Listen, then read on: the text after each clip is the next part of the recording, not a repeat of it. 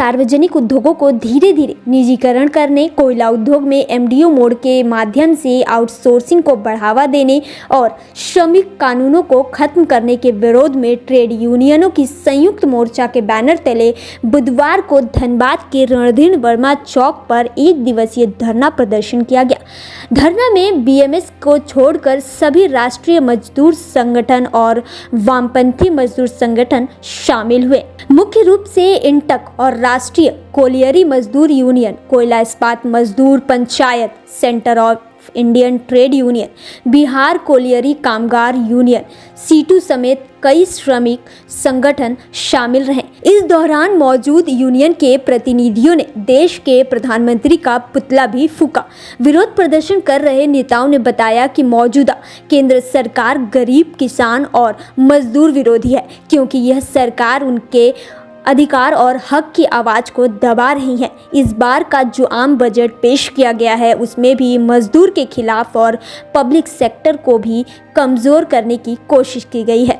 पूर्व की सरकारों की सोच रही है कि नए नए कारखाने खोले जाएं ताकि मजदूरों को रोजगार मिल सके, जिससे मजदूर अपने पेट की आग बुझा सके और अपना घर परिवार चला सके। लेकिन वर्तमान सरकार देश को पूंजीपतियों के हवाले कर रही है।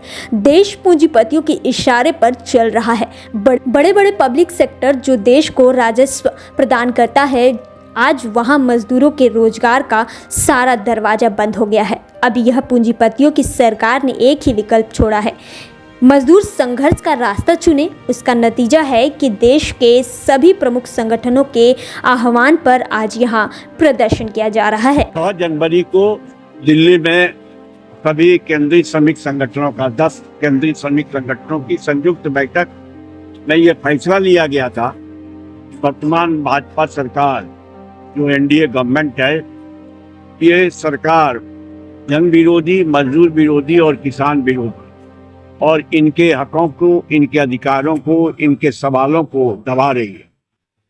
बजट में जो बजट आया है देश के सामने, इस बजट में भी मजदूर पब्लिक सेक्टर के खिलाफ, पब्लिक सेक्टर को कमजोर करने की कोशिश की गई है।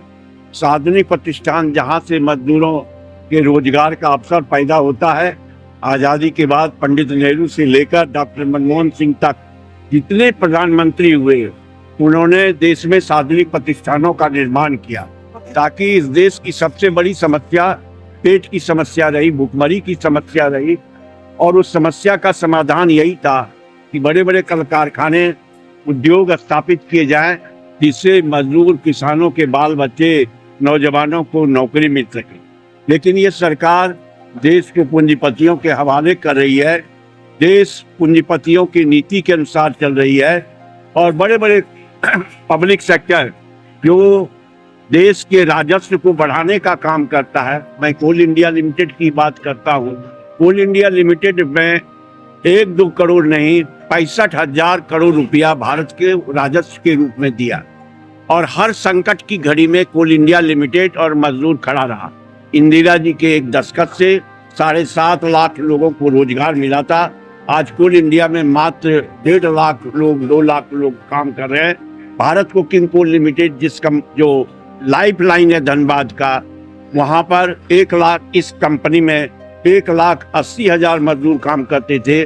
आज 32-33 हजार मजदूर काम करने के लिए रोजगार के सारे दरवाजे बंद कर दिए गए हैं, जबकि धनबाद का लाइफ लाइन, झारखंड का लाइफ लाइन में बीसीसीएल, सीसीएल सभी है।